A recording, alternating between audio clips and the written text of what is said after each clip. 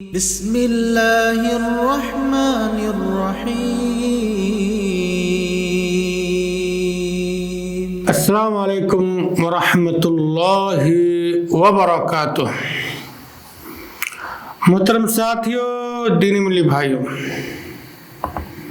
اللہ تعالیٰ ہمیں اور آپ کو اور تمام مسلمانوں کو اور پوری انسانیت کو اللہ تعالیٰ کی نازل کردہ کتاب قرآن مجید کو بار بار پڑھنے، تلاوت کرنے اور اس کو سمجھنے اور اس کو اپنی زندگی میں نافذ کرنے کی توفیق عطا فرمائے۔ میرے بھائیوں، میں آپ لوگوں کے سامنے سورۃ الاسراء یا سورہ بنی اسرائیل بھی جس کو کہتے ہیں، ان کی آیت نمبر 31 سے لے کر کے 39 تک کا اردو ترجمہ لے کر حاضر ہوا ہوں۔ امید ہے کہ آپ حضرات بغور سنیں گے اور ساتھ ہی ساتھ دوسرے ساتھیوں کو بھی اس کی دعوت بھی دیں گے اور اس کو دوسرے ساتھیوں تک پہنچانے میں ہماری مدد بھی کریں گے، تاکہ ان باتوں کو سن کر کے دوسرے لوگ بھی ہدایت پا سکیں۔ تو سنیے سورہ اسراء آیت نمبر 31 سے۔ اعوذ باللہ من الشیطان الرجیم، بسم اللہ الرحمن الرحیم۔ وَلَا تَقْتُلُوا أَوْلَادَكُمْ خَشْيَةَ إِمْلَاقٍ۔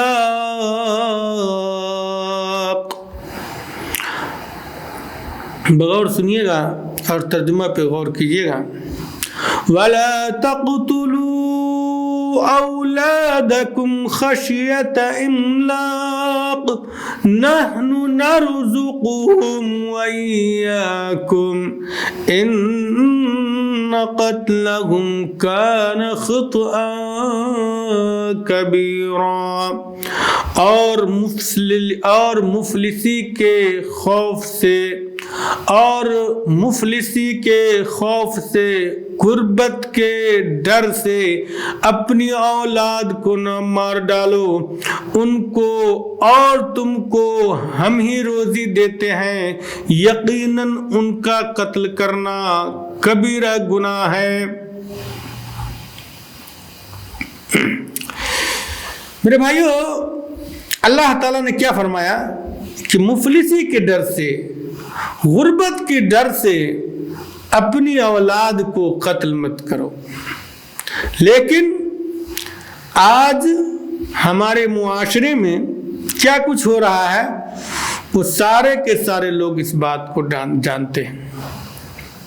نبی کریم صلی اللہ علیہ وسلم نے حدیث میں فرمایا اور اس کو شرک کے بعد سب سے بڑا گناہ قرار دیا کہ ان تقتل ولدک خشیت ان یطعم معک، کہ تو اپنی اولاد کو اس ڈر سے قتل کر دے کہ وہ تیرے ساتھ کھائے گی۔ آج کل قتل اولاد کا گناہ عظیم، نہایت منظم طریقے سے اور خاندانی منصوبہ بندی کے حسین عنوان سے پوری دنیا میں ہو رہی ہے۔ آج کل قتل اولاد کا گناہ عظیم نہایت ہی منظم طریقے سے اور خاندانی منصوبہ بندی کے حسین عنوان سے پوری دنیا میں ہو رہا ہے، اور مرد حضرات بہتر تعلیم و تربیت کے نام پر اور خواتین اپنے حسن کو برقرار رکھنے کے لیے اس جرم کا عام ارتکاب کر رہی ہیں۔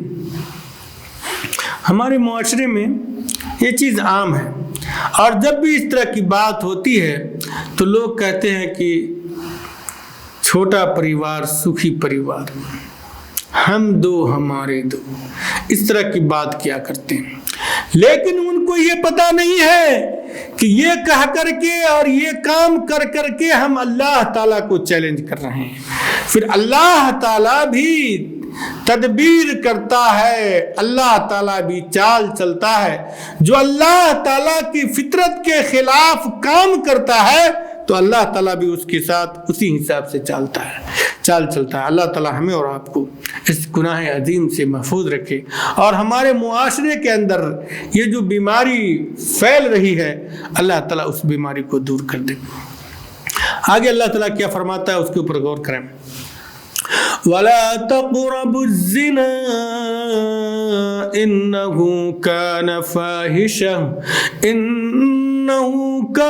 فَاحِشَةً وَسَاءَ سَبِيلًا۔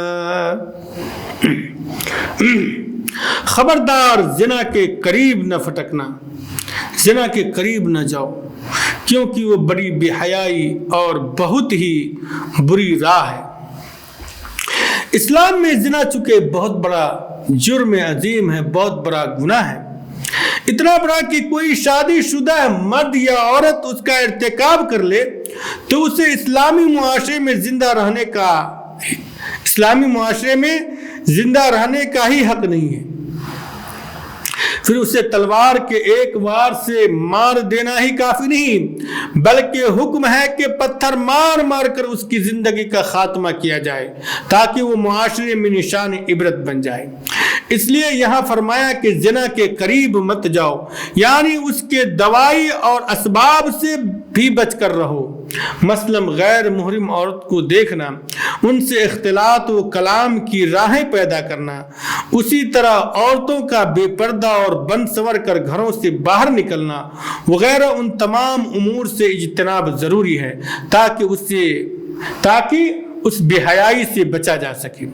کتنی زیادہ افسوس کی بات ہے کہ موجودہ دور میں اگر ہم اور آپ دیکھیں تو ہم میں سے بہت سارے لوگ ایسے ہیں جو اپنی بیوی، اپنی بہن، اپنی ماں اور اپنی بیٹیوں کا مختلف طریقے کا فوٹو وغیرہ فیس بک پر بھی شیئر کرتے ہیں، اور فیس بک کے تک ہی نہیں بلکہ ایسے پروگرام میں جہاں پر مرد و زن کا اختلاط ہوتا ہے وہاں پر اپنی عورتوں کو بن سور کر کے، اپنی بہنوں اور بیٹیوں اور ماؤں کو بن سور کر کے ان کو وہاں پر لے کر جاتے ہیں اور جانے کی ترغیب بھی دیتے ہیں۔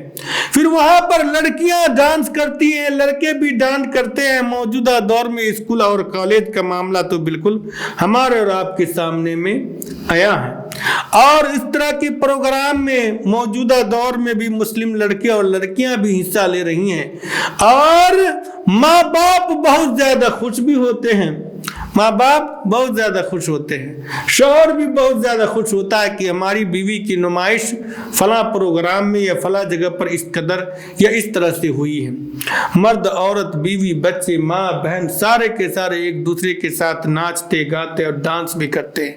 اسکول اور کالج میں بہتر سے بہتر نمبر پانے کے لیے اور بہتر سے بہتر بننے کے لیے، ماڈل بننے کے لیے اور نہ جانے کیا کیا بننے کے لیے اس طرح کے کام مسلم لڑکیاں بھی انجام دیتی ہیں، اور یہ بہت ہی زیادہ بے حیائی ہے۔ اور یہی نہیں کہ اس طرح سے ہم یہیں تک رک جاتے ہیں بلکہ بے حیائی کو بھی عام دیتے ہیں۔ اللہ تعالی ہمیں اور آپ کو صحیح سمجھ دے، اپنی بیوی بچوں اور بچیوں کی، ماں اور بہنوں کی حفاظت کرنے اور اس کو محفل کی زینت اور راہوں کی زینت بنانے سے ہمیں اور آپ کو محفوظ رکھے، آمین۔ اللہ تعالیٰ فرماتا ہے وَلَا تَقْرَبُوا الزِّنَا إِنَّهُ كَانَ فَاحِشَةً وَسَاءَ سَبِيلًا، خبردار زنا کے قریب بھی نہ پھٹکنا کیونکہ وہ بڑی بے حیائی اور بہت ہی بری راہ ہے۔ وَلَا تَقْتُلُوا النَّفْسَ الَّتِي حَرَّمَ اللَّهُ إِلَّا بِالْحَقِّ وَمَن قتل مظلوما فقد جعلنا لوليه سلطانا فلا يسرف في القتل إنه كان منصورا. اور کسی جان کو جس کا مارنا اللہ نے حرام کر دیا ہے ہرگز ناحق قتل نہ کرنا. اور جو شخص مظلوم ہونے کی صورت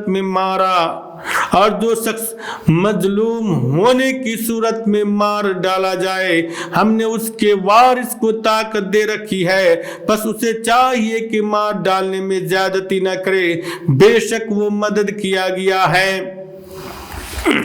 وَلَا تَقْرَبُوا مَالَ الْيَتِيمِ إِلَّا بِالَّتِي هِيَ أَحْسَنُ حَتَّى يَبْلُغَ أَشُدَّهُ وَأَوْفُوا بِالْعَهْدِ إِنَّ الْعَهْدَ كَانَ مَسْئُولًا.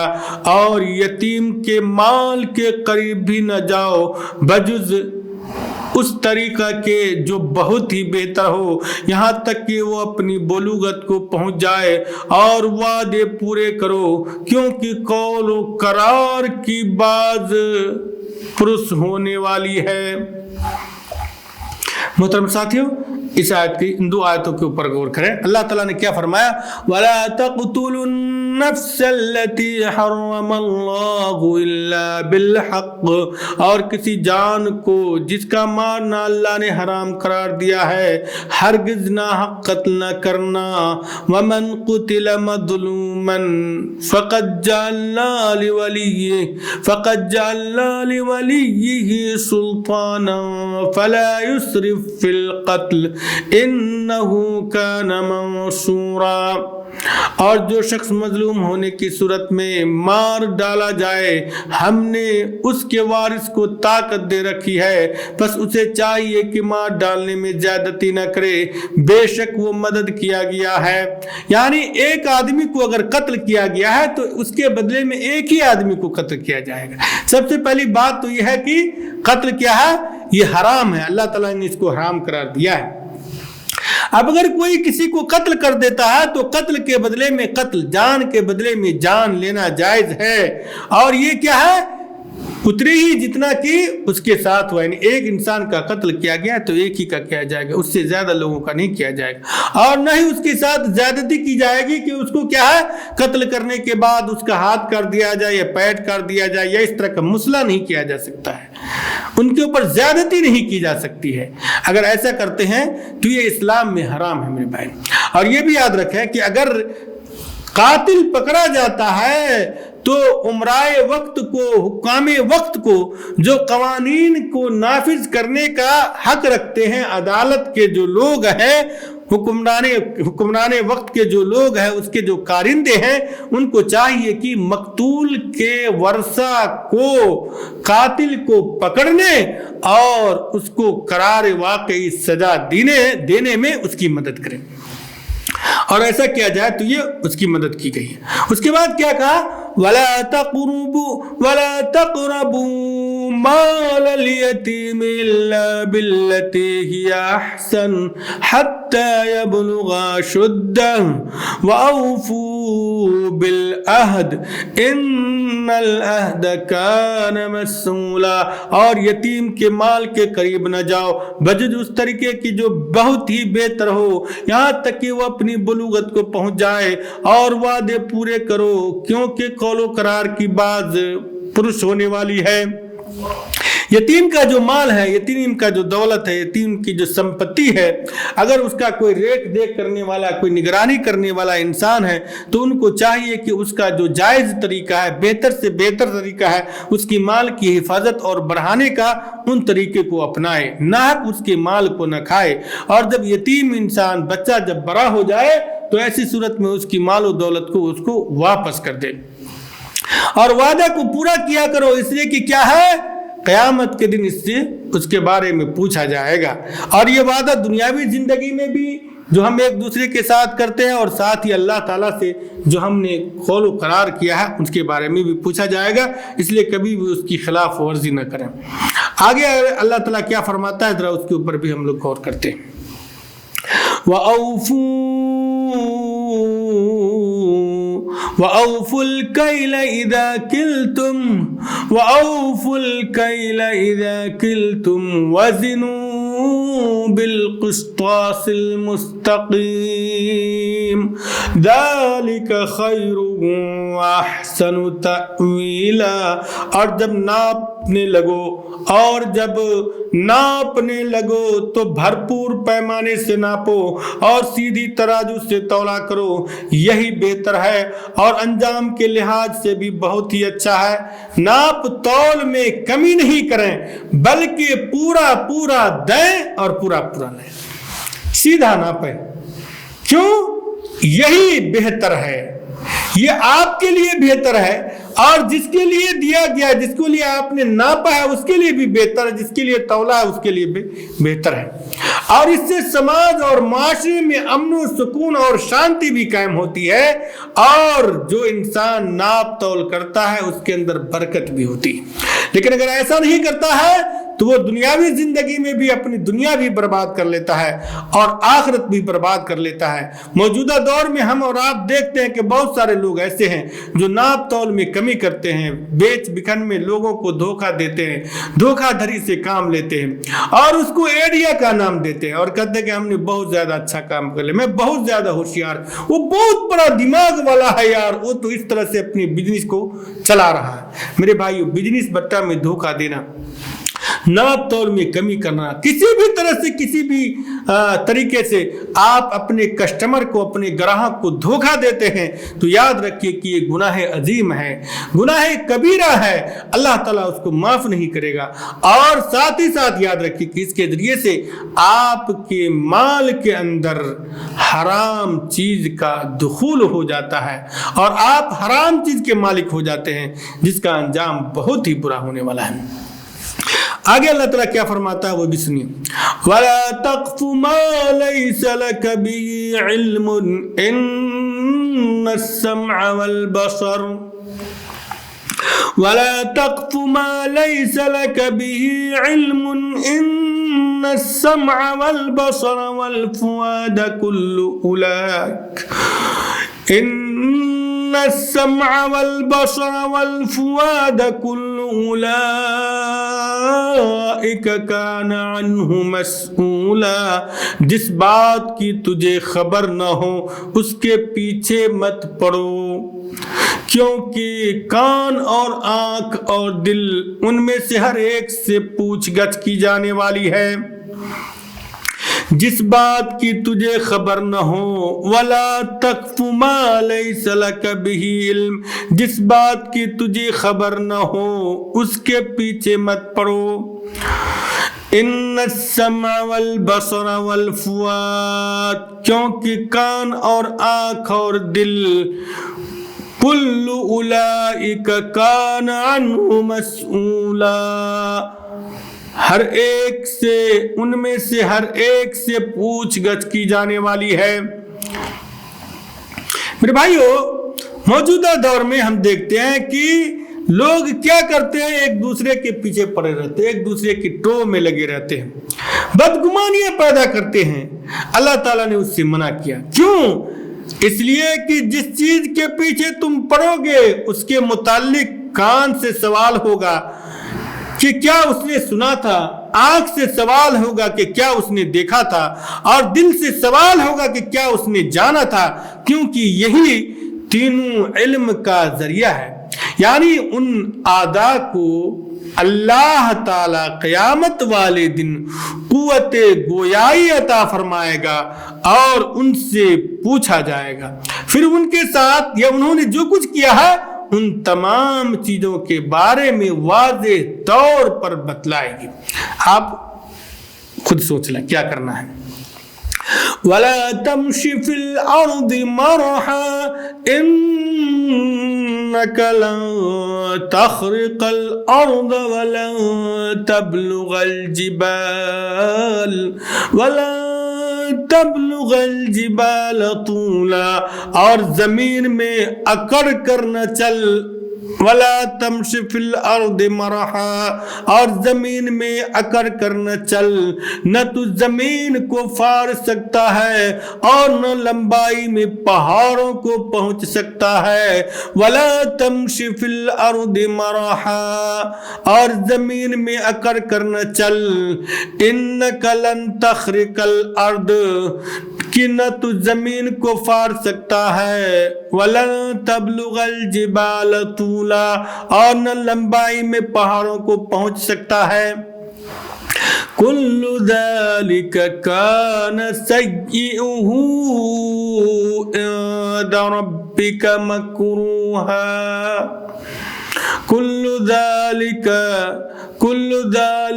کان سیئہ، کل ذلک کان سیئہ عند ربک مکروہا، ان سب کاموں کی برائی تیرے رب کے نزدیک سخت ناپسند ہے۔ یعنی وہ چیز جو ابھی آپ کے سامنے بیان کی گئی ہے کہ زنا کے قریب مت جاؤ، تکبر اور گھمنڈی نہیں کرو، یتیموں کا مال نہیں کھاؤ، ان تمام چیزوں کا جس کا ذکر پہلے گزر چکا ہے، یہ ساری کی ساری چیز کیا ہے؟ برائی کی چیز ہے، اور اللہ تعالیٰ کے نزدیک بہت ہی زیادہ ناپسندیدہ چیز ہے، اس لیے کیا ہے؟ اس سے بچنے کی کوشش کرو۔ اور کیا فرماتا اللہ تعالیٰ؟ وہ سنیے، ذالک مما اوحى إليك ربك من الحكمة ولا تجعل مع الله إلها آخر فتلقى في جهنم ملوما مدحورا۔ محترم ساتھیو، ذرا آپ غور کریں اللہ تعالیٰ کی اس بات پر۔ اللہ تعالیٰ کیا فرماتا ہے؟ ذالک مما اوحى الیک ربک من الحکمہ، یہ بھی من جملہ اس وحی کے ہیں جو تیری جانب تیرے رب نے حکمت سے اتاری ہے۔ یہ بھی من جملہ اس وحی کے ہے جو تیری جانب تیرے رب نے حکمت سے اتاری ہے۔ وَلَا تَجْعَلْ مَعَ اللَّهِ إِلَٰهًا آخَرَ، تو اللہ کے ساتھ کسی اور کو معبود نہ بنا، تو اللہ کے ساتھ کسی اور کو معبود نہ بنانا۔ پھر کیا ہوگا؟ فَتُلْقَىٰ فِي جَهَنَّمَ مَلُومًا مَدْحُورًا، کہ ملامت خوردہ اور رادہ درگاہ ہو کر دوزخ میں ڈال دیا جائے گا۔ اب اس کا مکمل ترجمہ بغور سنیے، پھر بات سمجھ میں آئے گی آپ کو۔ یہ بھی من جملہ اس وحی کے ہے جو تیری جانب تیرے رب نے حکمت سے اتاری ہے، تو اللہ کے ساتھ کسی اور کو معبود نہ بنانا کہ ملامت خوردہ اور رادہ درگاہ ہو کر دوزخ میں ڈال دیا جائے۔ اللہ تعالیٰ نے ان تمام چیزوں کو بیان کرنے کے بعد جو ابھی ہم نے آپ کے سامنے بیان کی ہے، ان تمام چیزوں کو بیان کرنے کے بعد کہا کہ یہ اللہ تعالیٰ کی جانب سے حکمت و دانائی کی بات ہے، اور آخر میں کیا وہ بھی یاد رکھیں کہ اللہ تعالیٰ کے ساتھ کسی کو معبود مت بناؤ، اللہ تعالیٰ کے ساتھ کسی کو شریک مت کرو، اللہ تعالیٰ کے ساتھ کسی کو ساجی مت ٹھہراؤ۔ کیوں؟ اگر ایسا کرو گے تو یاد رکھو کہ تم ذلیل و رسوا ہوگے، اور ذلت و رسوائی اٹھانی پڑے گی، اور اسی حالت میں پھر تمہیں جہنم میں ڈال دیا جائے گا۔ تو اس ذلت و رسوائی سے بچنے کے لیے ضروری ہے کہ تم اللہ تعالیٰ کے ساتھ کسی کو شریک نہ کرو، اور نہ ہی ان چیزوں کے قریب جاؤ جو اللہ تعالیٰ نے مذکورہ آیتوں میں بیان کیے۔ اللہ تعالیٰ سے دعا ہے کہ اللہ تعالیٰ ہمیں اور آپ کو ہر طرح کی برائیوں سے محفوظ رکھے، اللہ واحد کی عبادت کرنے کی توفیق عطا فرمائے، قرآن مجید کو پڑھنے اور اس کو سمجھنے کی توفیق دے، نبی کریم صلی اللہ علیہ وسلم کی ہدایت اور اس کی سنت کو اپنی زندگی میں نافذ کرنے اور اس کی اتباع اور پیروی کی توفیق عطا فرمائے، آمین۔ صلی اللہ تعالی علی نبی محمد وبارک وسلم تسلیما کثیرا۔ امید ہے کہ آپ لوگ خود بھی سنیں گے، دوسرے ساتھیوں کو بھی سنائیں گے، اور اگر کسی طرح کی کوئی ایسی بات ہو جو آپ کو سمجھ میں نہ آئے تو آپ ہم سے ضرور رابطہ کریں۔ انشاءاللہ ہم اللہ تعالیٰ نے ہمیں جو کچھ علم دیا ہے اس کی روشنی میں آپ کی باتوں کا جواب دینے کی ہم کوشش کریں گے۔ اللہ تعالیٰ ہمیں اور آپ کو صحت و تندرستی دے، ایمان کی دولت سے نواز دے اور سیدھے راستے کے اوپر قائم رہیں۔ اللہ حافظ۔ السلام علیکم ورحمۃ اللہ وبرکاتہ۔